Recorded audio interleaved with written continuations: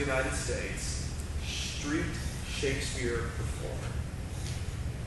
He came into town and someone hosted him to stay the night because we had all that rain last night. They were talking about the theater and about Mr. Hoover who founded it. He called Mr. Hoover.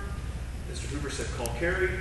He did. We met, and he told me about how he's gone from New York to basically LA, East Coast to West Coast, stopping in places and doing Shakespeare on the street. And so he's going to perform about a 5-minute scene for you about what he does. Now the trick is he performs all the roles within the scene. So there are 4 or 5 characters, he does them all, which is really unique. So here's Rolf, he's going to do it. I'm going to hold his phone. So okay, yeah, it's already running, so you can just... Hi guys.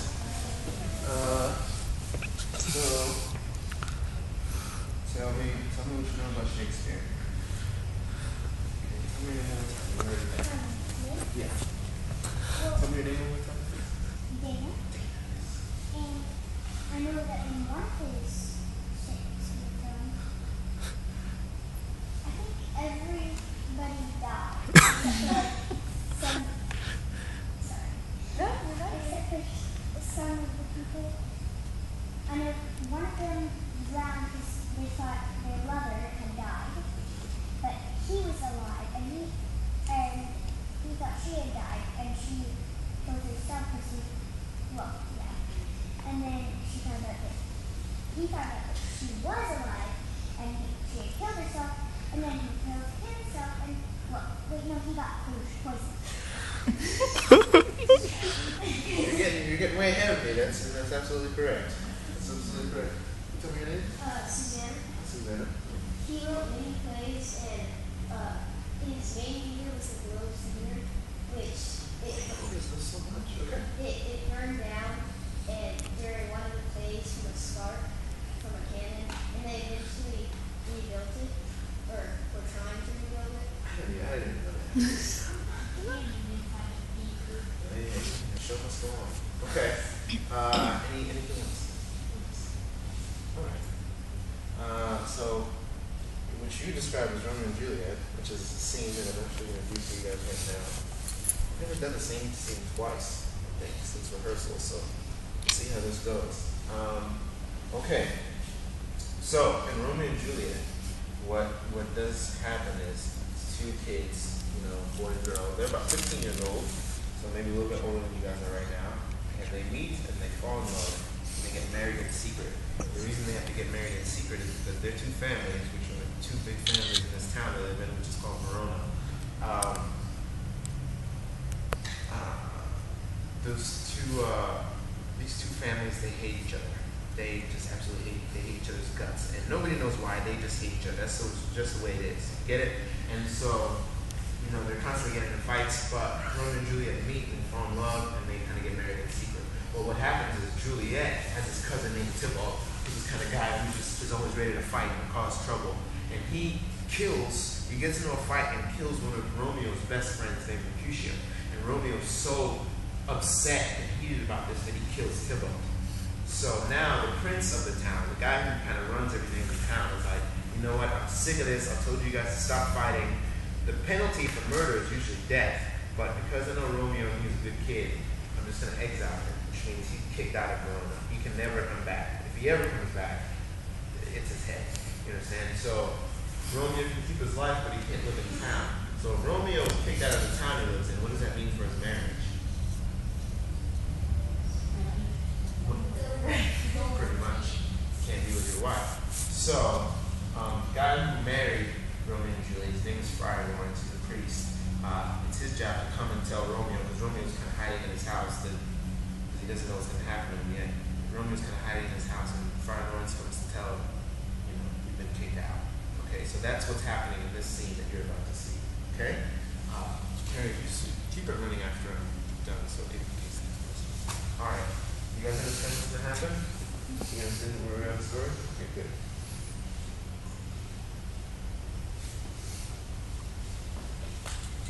This is water here. Romeo and Juliet. Act 3, Scene 3. Evening. Friar Lawrence's chamber. Romeo, Friar Lawrence, the nurse.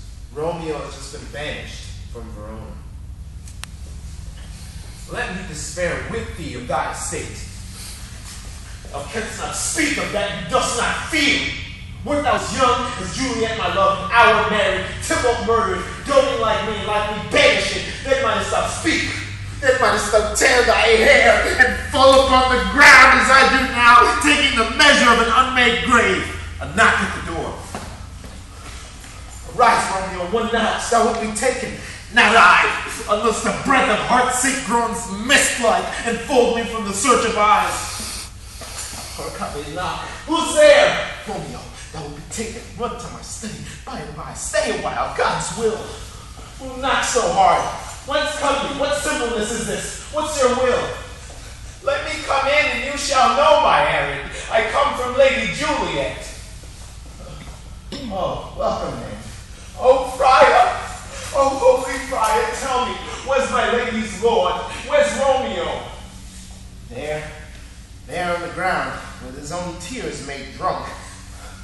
Oh, he is even in my mistress' case. Just in her case, even so lies she, weeping and blubbering and weeping. Oh, woeful sympathy pities predicament. Stand up, stand and you be a man. For Juliet's sake, brother, rise and stand. Why should you fall into so deep an awe? Nurse! Ah, sir, that's the end of all.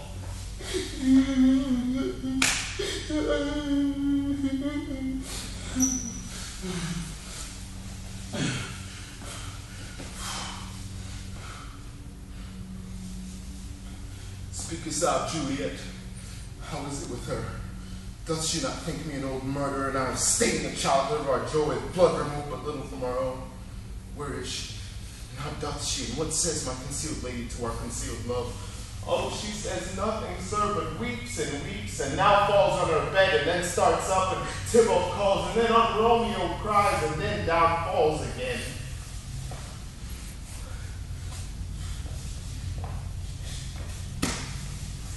As if that name shot from the dead level of a gun did murder her, as that name's cursed hand murdered her kinsman.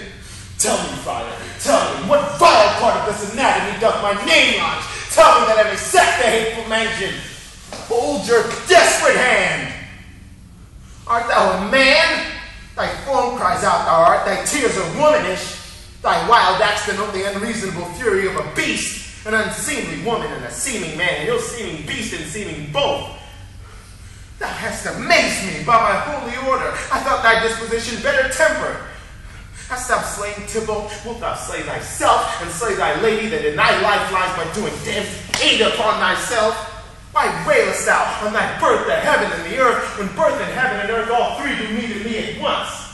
Fie, thou shamest thy shape, thy love, thy wit, which like a user abounds in all, uses none, and that true use indeed which should bedeck thy shape, thy love, thy wit. Thy noble shape is but form of wax, that crushing from the valor of a man. Thy dear love sworn with hollow perjury, killing that love which I was vowed to cherish. Thy wit, that ornament to shape and love, misshapen in the conduct of them both, like powder in a skilled soldier's flask, and set fire to thy own ignorance, and thou dismembered for thy own defense. What roused thee, man? Thy Juliet is alive, for whose dear sake thou wast but lately dead. There art thou happy. Tybalt would kill thee, but thou slewest Tybalt. There art thou happy. The law that threatened death became thy friend and turned into exile. There art thou happy. A pack of blessing lights upon thy back. Happiness courts thee in her best array, but like a misbehaved and sullen wench, thou pounced upon thy fortune and thy love. Take heed, for such die miserable. Go get thee to thy love, as was decreed. Ascend her chamber hence and comfort her. But look, thou stay not till the watch be set, for then thou canst not cast the mentor, for thou shalt live. So we can find the time to blaze your marriage, reconcile your friends, beg pardon of thy prince, and call thee back with 200,000 times more joy than thou wentest forth in lamentation. Go before, nurse, commend to thy lady, and bid her haste all the house to bed, which heavy sorrow makes her not come to. Romeo is coming.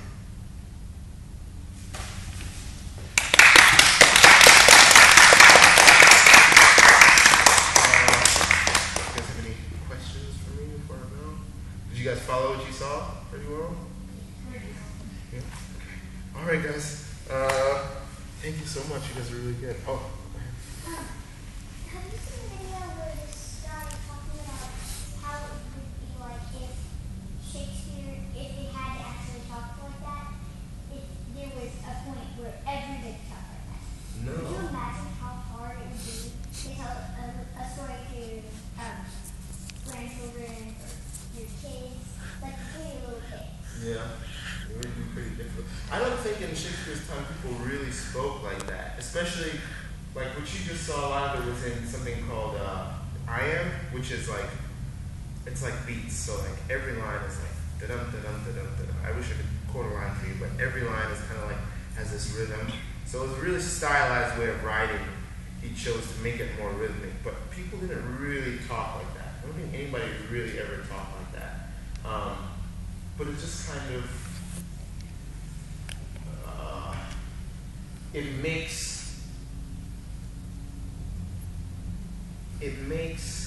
it's different from, you know how when you get really upset, you know, you ask your mom to go out, she's like, no, and you're like, Mom, I wanted to, you know what I mean? And the words you choose are very important. But I did clean my room, you know what I mean? Like everything, it's really important what you say and how you say it. So he kind of put words together in a way that would kind of push you there, you know what I mean? So it's not even really so much acting. I just like, you just have to say the words and they'll put you wherever you need to go, you know what I mean? Because of the words he chooses to put together. Kind of like, you know, if you want to ask your mom if you can go out, you know, it's very important if you put a please, but I did, as opposed to may I go out please? You know, if it's really important, you're going to choose your words differently, you know what I mean? And that's kind of something that Shakespeare did. Does that make sense? Yeah. So people didn't talk with that all the time, but for dramatic effect, it's good in a play, you know what I mean? Some, you know. Yeah. I know they didn't talk like that, but I'm just saying, what if? It would be pretty weird. People would at least, you would know they meant what they said. That's true. Anybody else have a question? I can answer. No? Yeah. What's the thing you're wearing on the back? This is it's called a camelback. So, because I'm riding my bicycle, so while I'm riding, I can just have water. I have a question. Yeah. How did you get started in just theater and acting? That's a big, I don't know. Basically, I took a class in high school, an improv class, and then there was no turning back after that. You know? It just, I don't know, I was just done. You know, I took that class and I've just been doing it ever since. Just knew. It just felt right. You just. Yeah, I think I like started out drawing comic books, so I was always going to do something with the arts, and then that just happened to me, and that was it. You know, so. Yeah. What advice would you have for any young actors or to be actors someday? Wow. Are any of you guys thinking about that? You don't have to tell me. I know it's a secret. Raise your hand, I guess. Yes. I mean, I don't know.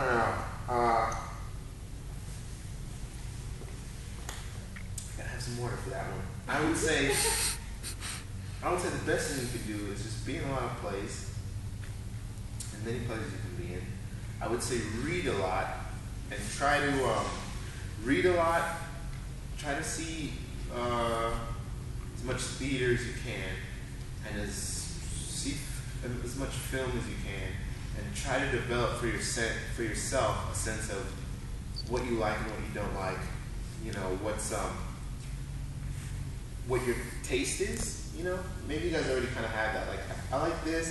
I like comedies. I don't like action movies. I like action movies, but only if they're smart. I like science fiction movies, or I like this director a lot, or I like this actor, or you know what I mean, or you know whatever books you read. You know, I like Twilight. I don't like Harry Potter, or whatever it is. You know, take in as much as you can. Develop for yourself what you like and you don't like. And then as you get older and you're doing more stuff, try to do stuff that you actually like, as opposed to being like, oh, I just want to be in a play. You know, try to do stuff that you believe in. You know, read the play first before you audition for it. You know, and then I would say just do as much as you can, and also remember that without going on for too long, that art is whatever kind of art you do, even if it's theater, whether you're directing, set designing, acting, singing, painting, whatever it is. Art is a service industry, which means it's not about you and how good you are, how great your singing was, or it's about what you can give to people. You can make them laugh, whatever, you can make them feel something, or think about something, or whatever it is. That's what it's about. And as long as you remember that, then you know it's important to give your all to it because it's for someone else. It could, you know, art can save people's lives a lot of times, you know. So you remember to give your all to it, and you remember to give your heart to things that you believe in. And then just do it as much as you can, with good people if you can.